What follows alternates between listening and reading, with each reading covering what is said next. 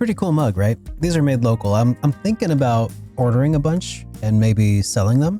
Let me know if you guys are interested in having like a Hype Responsibly mug or something like that. Good morning to you and welcome back to today's JRPG Weekly Update, your source for thoughtful and thought-provoking discussion and news about JRPGs. I'm SuperDerek and we've got several exciting stories lined up today, talking about big announcements, indie gems, and some pretty cool highlights. Let's just jump in. But before I do, I did really want to quickly mention real quick that I am still running my promo, Turbo. Save, the cost of shipping, or at least domestic shipping on your order. You get, basically it costs $6 and you get $6 off your order. Go over to shop.superderekrpgs.com, get yourself a Hype Responsibly shirt. And maybe eventually we'll be able to get some Hype Responsibly mugs. That'd be pretty sweet, right? Use promo code TURBO to get that amount off. And if you know why it's Turbo. This first one is one of those stories that you read and your heart skips a beat, and then you're like, oh, it's not so bad. So brace yourself for impact here, guys, because beloved Final Fantasy producer-director Naoki Yoshida, aka Yoshi-P, is no longer on Square Enix's board of directors. In a management update effective February 27, Square Enix removed Yoshida's name from its list of board members. Yoshida had served as an executive director at the company since 2018, a role that he earned after turning around the fortunes of Final Fantasy XIV.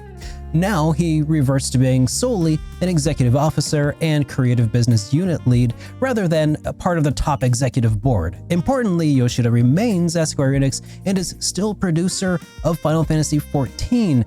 This move is a change in corporate position, not a departure from the company though.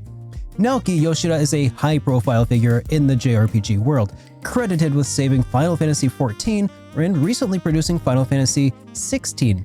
His step down from the board is noteworthy because it reflects a deliberate choice about his priorities.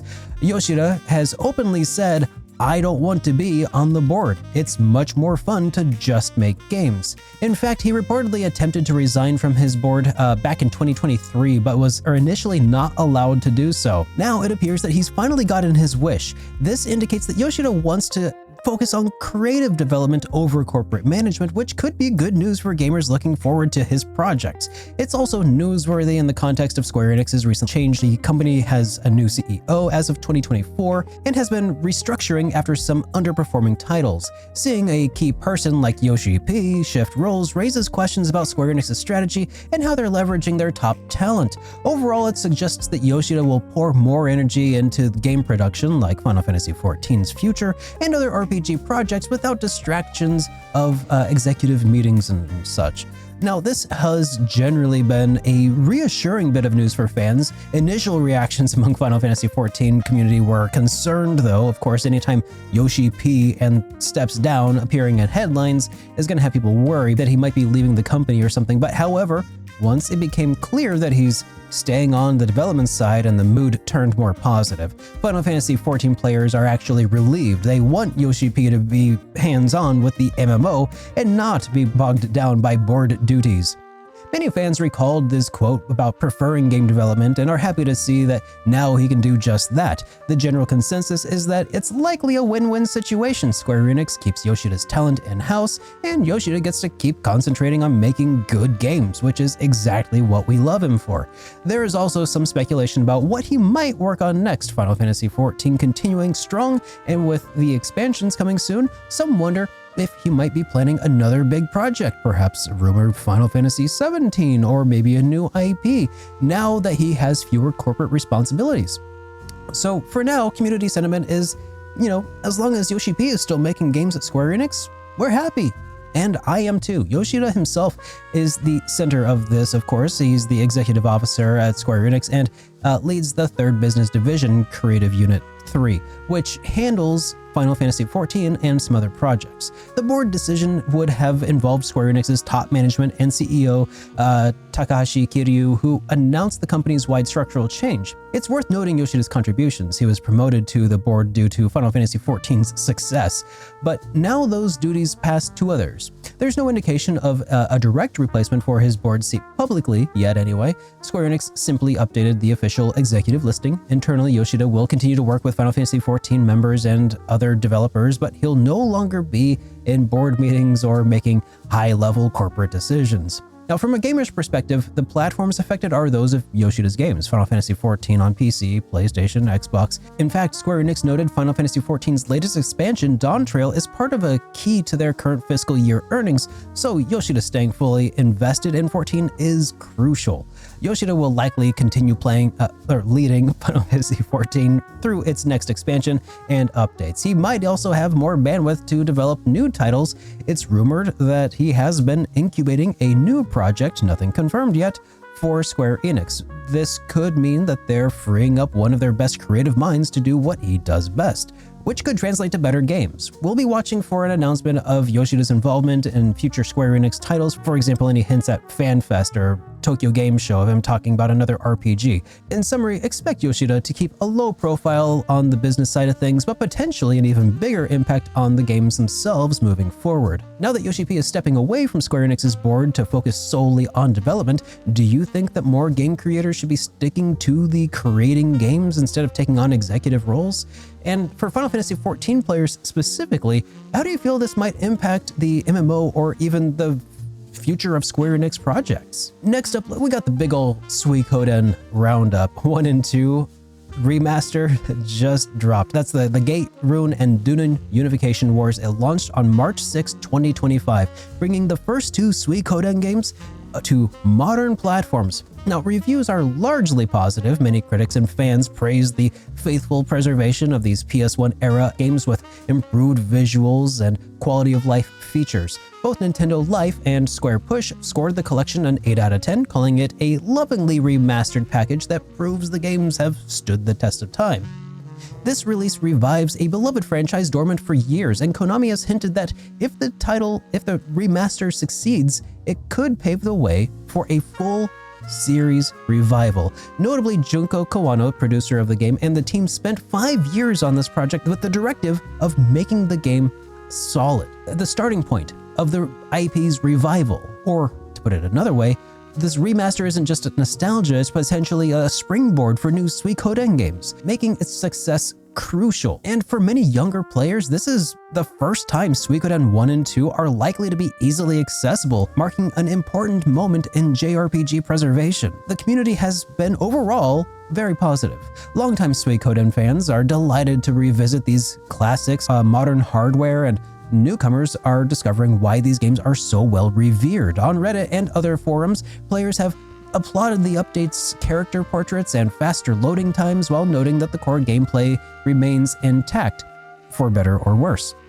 Some of the feedback is mixed on the minimal changes though.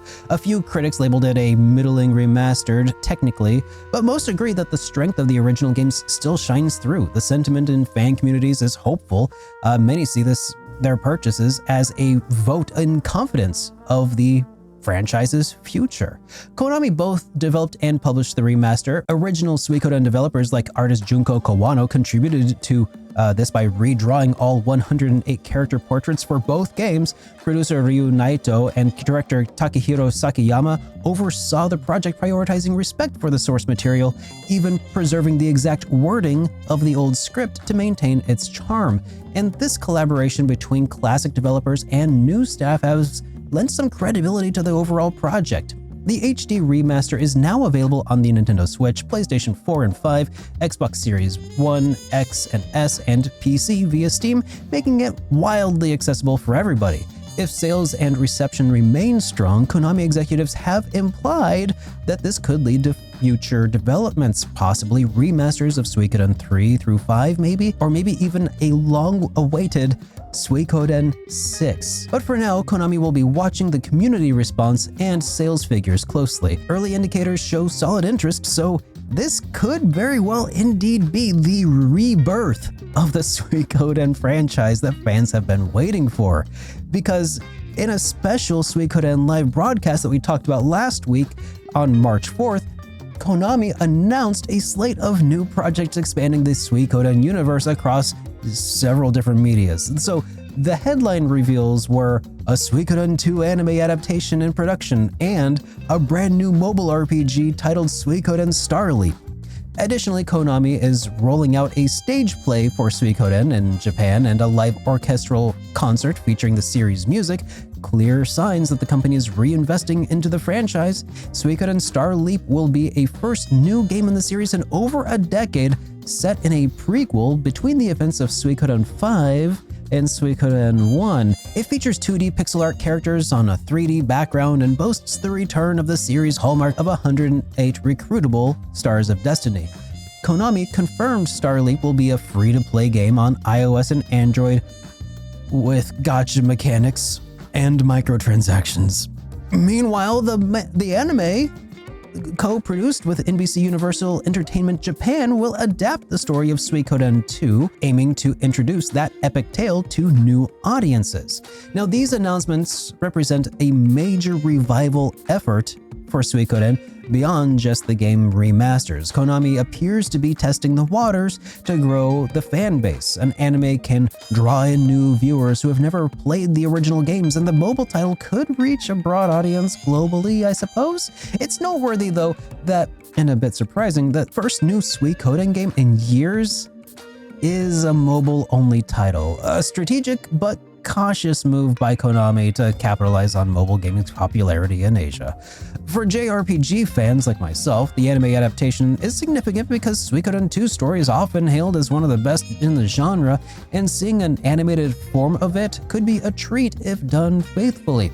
Overall, this multi-pronged approach, games, anime, theater, concert, all show that Konami's ambition is to reboot the franchise on multiple fronts, leveraging nostalgia while trying to capture new fans. On the one hand, die-hard Suikoden fans are thrilled that Konami is finally giving this long-neglected franchise and series some much-needed love. An anime, a new game, are more than they had hoped for even a year ago. Now the announcements of Suikoden Star Leap has the fan base kind of divided. However, enthusiasts are happy to see a new installment at all, especially with how gorgeous the art is with all 108 stars storyline. Many are also hesitant or outright disappointed that it's a mobile gacha game, but of course, concerns were raised about a free-to-play mobile mechanics. Players worry that the typical gacha monetization could undermine the depth and quality that they expect from a Suikoden RPG, myself included. In online discussions, some are pleading that Star Leap be released on consoles or on PC, with one commenter noting that it looks incredible, but it needs to be on consoles. Others, meanwhile, argue that any Suikoden content is good news, expressing hope that if the mobile game succeeds, it might fund the start of a real, true Suikoden 6 down the line. The Suikoden II anime news has been mostly well received. Fans are still eager to see how the rich source material translates to an animated series, and it's viewed as a sign that Konami is serious about reestablishing the franchise's legacy. In summary, the community is cautiously optimistic. You could say that they might be hyping responsibly. Excited that Suikoden is back in the conversation, but keeping expectations in check regarding the mobile game execution. Konami is spearheading all of these projects, Suikoden Star Leap being developed internally by a partnership with mobile developer Mithril, according to some reports, and produced by series veteran Shinya Fujimoto. The anime is being handled by Konami's own animation studio in collaboration with NBC Universal Japan, with Suikoden producer Ryu Naito involved to ensure the series stays true to Yoshitaka Murayama's original narrative. Now, this cross-media initiative shows a coordinated effort with Konami's divisions. Notably absent from the involvement is the original creator, Yoshitaka Murayama, who departed from Konami years ago and has since passed after making Eiyuden Chronicles 100 Heroes, the spiritual successor, without the input of Konami, and it's really too bad that he could not be here for this. But these new projects seem intended to honor his work while moving the franchise forward. Suikoden Star Leap is slated for mobile, iOS, and Android only at launch. No release date has been announced yet. Konami has stated that more information and a launch date will come in a future update. The Suikoden II anime likewise has no release window yet, and we can expect more details on its broadcast and streaming platforms and premiere date later on this year. In the meantime, Konami opened an official website for Star Leap with the screenshots confirming the free-to-play model. Likely a beta or soft launch of Star Leap will launch in select regions, probably late 2025, and perhaps a trailer or teaser for the anime as well. Now, Konami's clear goal is to generate some momentum here. If the mobile game finds an audience, then the anime draws in some viewers that could strengthen the case for more Suikoden projects, maybe even a console game or additional remasters. But for now, fans have the remasters of Suikoden 1 and 2 to enjoy, and these new ventures to cautiously look forward to and, of course, to hype responsibly. Promo code TURBO at checkout to get your shipping for free there. Now, while I am personally cautiously optimistic and hyping responsibly about this new foot that Konami has been putting forward, that looming specter of potentially predatory gacha elements requires me to firmly re-emphasize the cautious part of that optimism. Now, for those of you who are picking up the Suikoden 1 and 2 HD remasters, how has it been revisiting these classics? And what do you think of Konami expanding the Suikoden universe with a mobile gacha game? Even a Suikoden 2 anime series announcement? Now that I can at least get behind. Are you excited or a bit apprehensive or a mix? I feel like I am of two different minds right now. Like, part of me is like hype and the other is like responsibly. Now moving on, this next one comes from Kenji Ozawa, the co-director of 2024's Visions of Mana. They have founded a new indie studio called Studio Sasanqua after a shakeup at his previous employer. Ozawa's former team, Oka Studio, which developed Visions of Mana with Square Enix, was shut down last year by its parent company NetEase amid a downsizing of overseas operations. In the wake of Oka's closure, Ozawa decided to strike out on his own, and he's vocal in interviews about why he created Sasanqua: to protect game creators and give developers more security and say in their projects.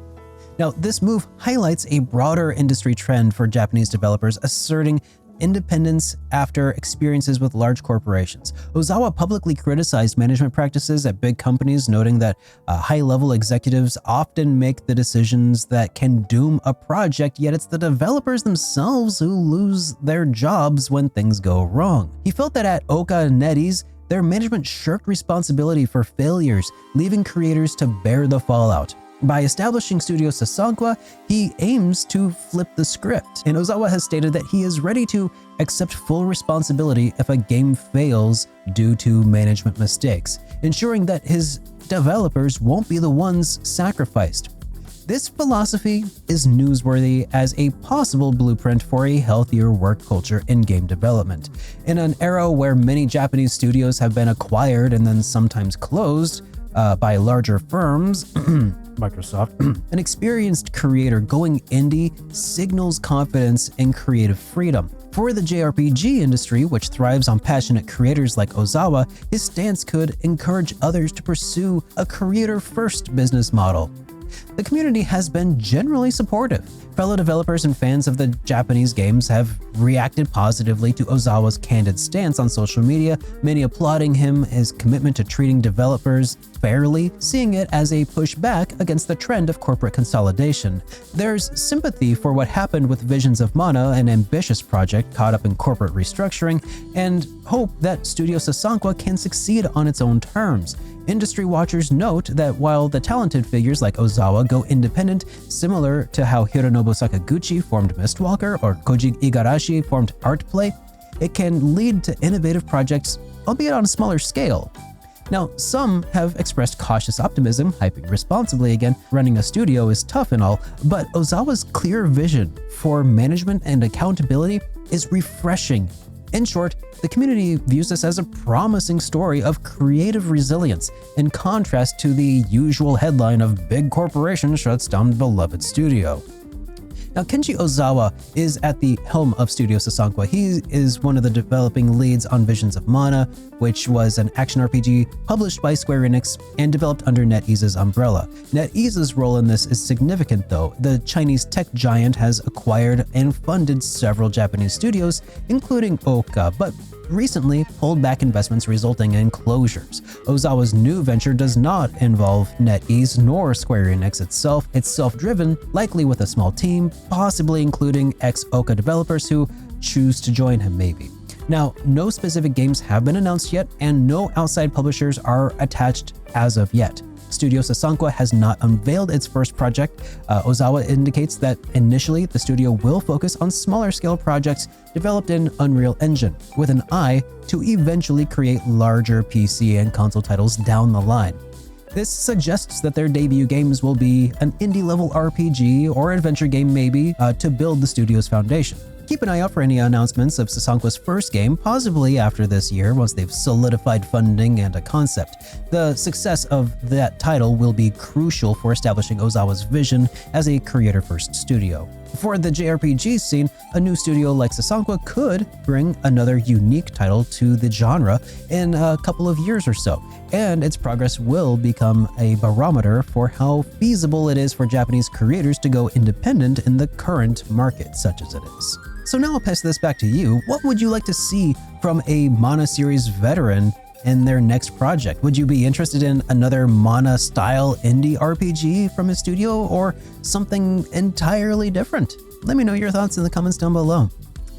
Now, this next one is kind of niche of a niche, so I hope you'll stick with me because this is pretty cool. Because Metaphor ReFantazio, the fantasy JRPG from Atlus Studio Zero, led by former Persona developers and winners of my own personal Game of the Year award last year, has now been nominated for multiple BAFTA Game Awards. When the British Academy announced its 2025 nominees honoring games released in 2024, Metaphor ReFantazio scored 2 nominations, one in the narrative category and one for New Intellectual Properties Best Debut.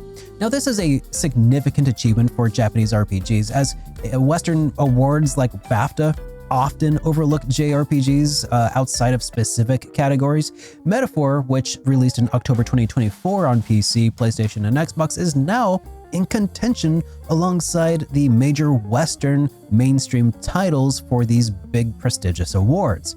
It is uncommon for an RPG like this, a JRPG, to be recognized by BAFTA in story and overall categories, especially a brand new IP. Historically, JRPGs have occasionally broken through, such as Persona 5. They won a BAFTA back in 2018 for Best Story, but it's still a rarity. And Metaphor ReFantazio's nomination highlights the game's quality and global impact. Critics and peers have applauded its imaginative world building and narrative ambition, enough to stand toe-to-toe with mainstream Western games.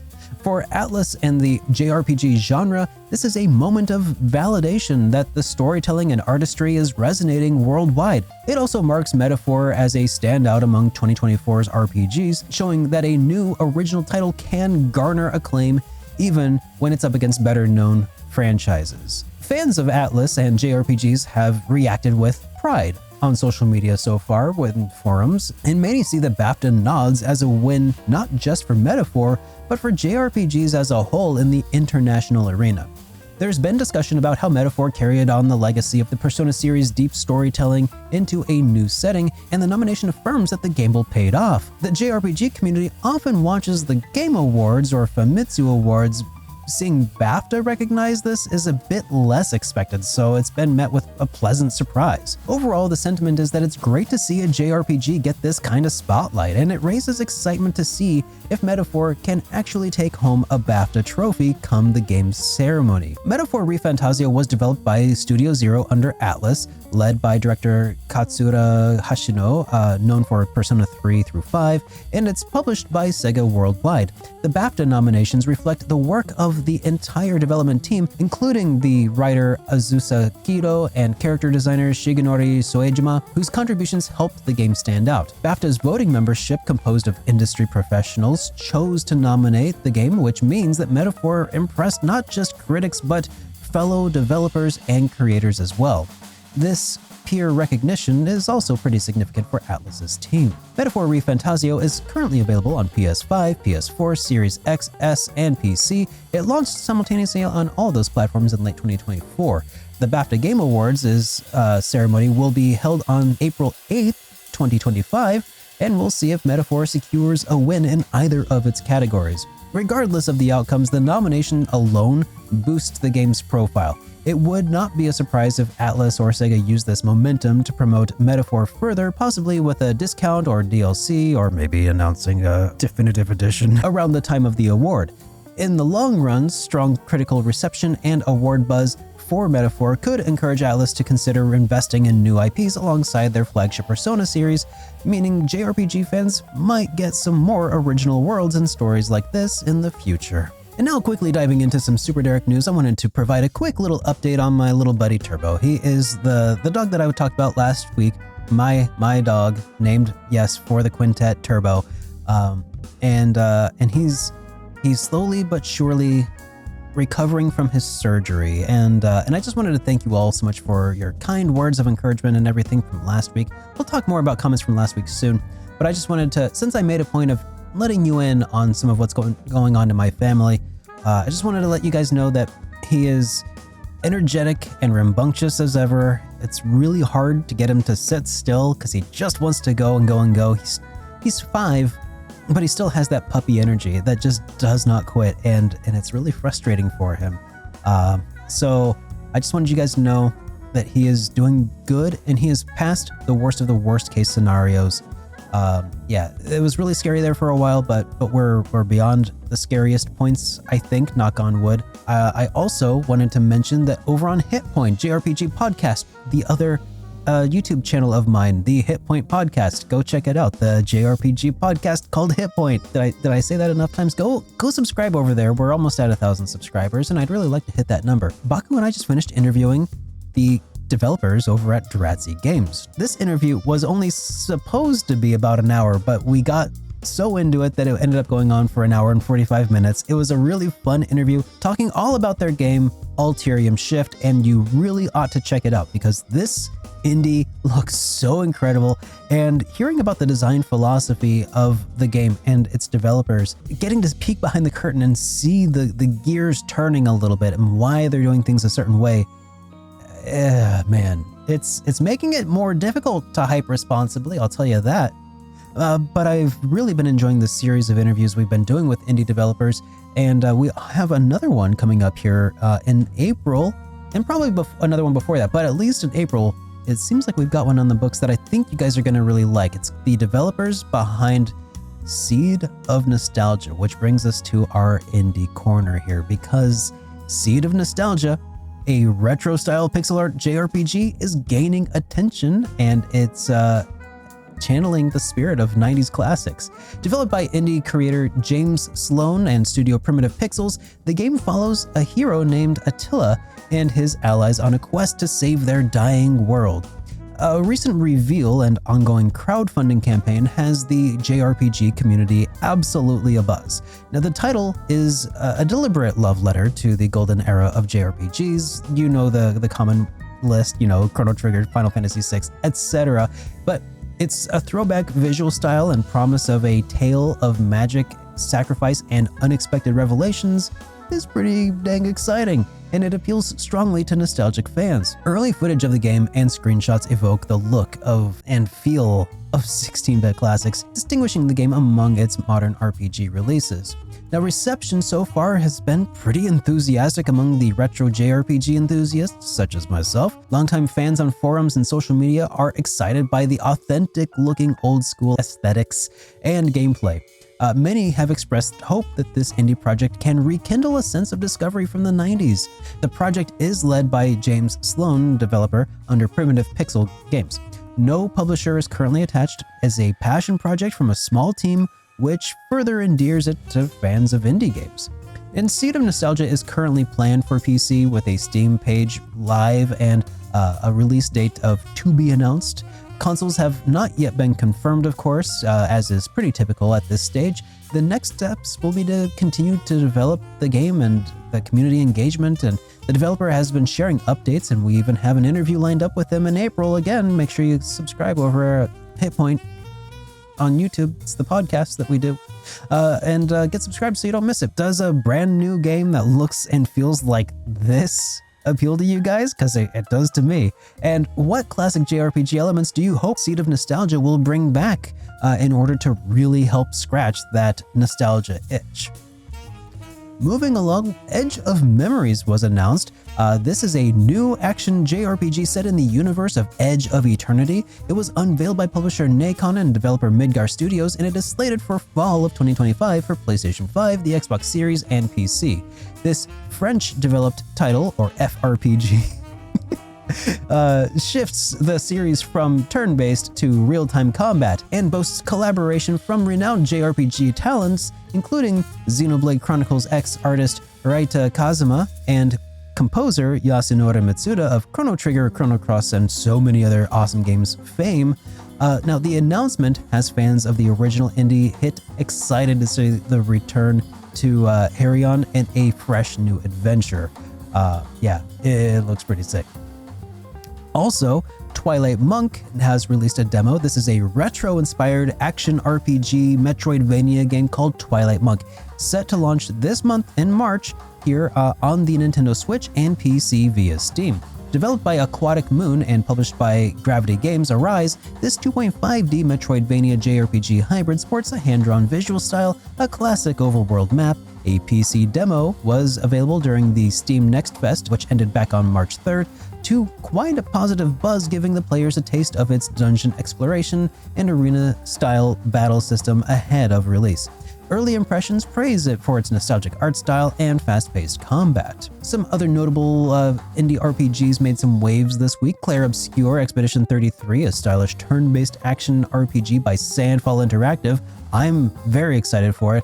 They opened pre-orders, confirming an April 24 release date on PC and console. Meanwhile, publishers over at Humble Games teased a new JRPG reveal for its upcoming March 12 showcase, fueling speculation among fans. And we'll just have to keep an eye on that one for next week's update. And now it is time for your 10-day JRPG forecast.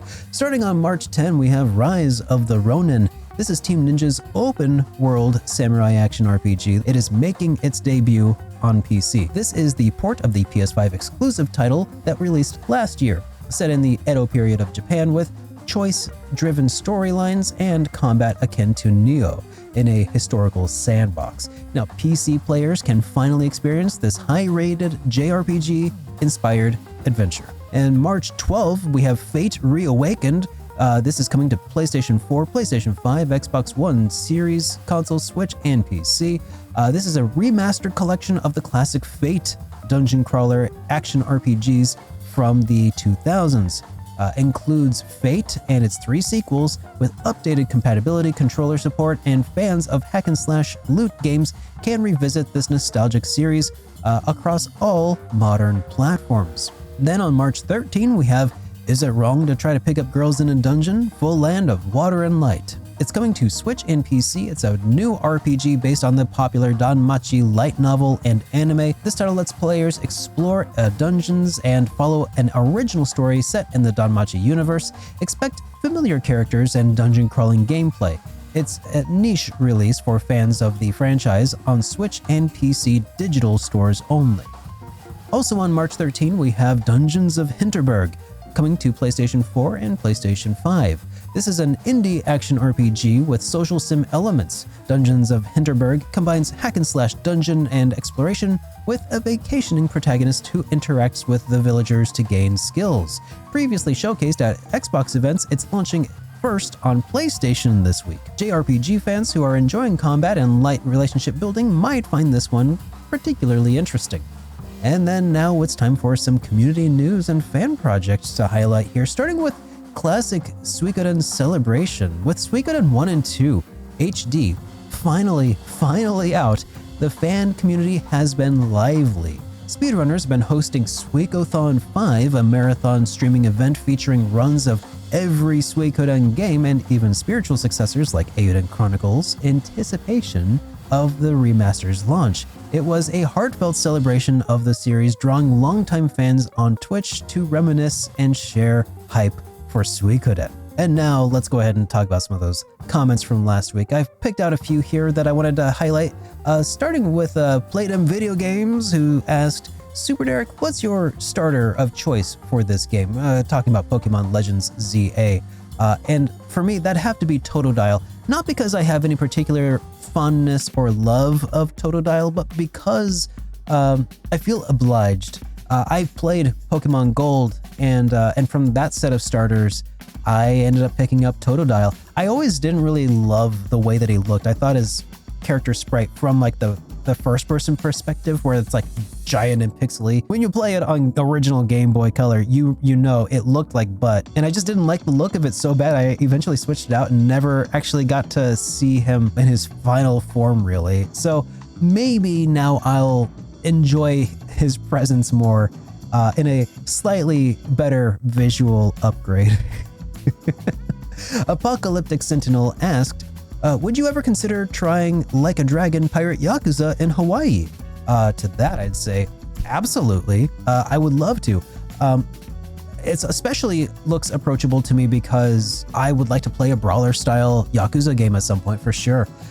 Without having to start all the way back at Yakuza 0, Kiwami, or whatever, and feel like I'm only experiencing the beginnings of it. Because you got to get the story, right? You want to start at the beginning. I want to make sure that I'm getting like all the quality of life updates. So this is a standalone title, more or less. I mean, I know Goro, I know he's not like a brand new character, but when you have amnesia, you may as well be, right?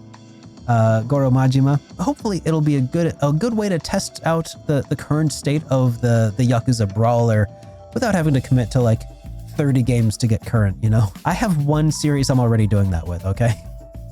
And then Bonga Tom Tom asked about my audio gear. He says, are those Meze 99s? To which I say, yes, they are.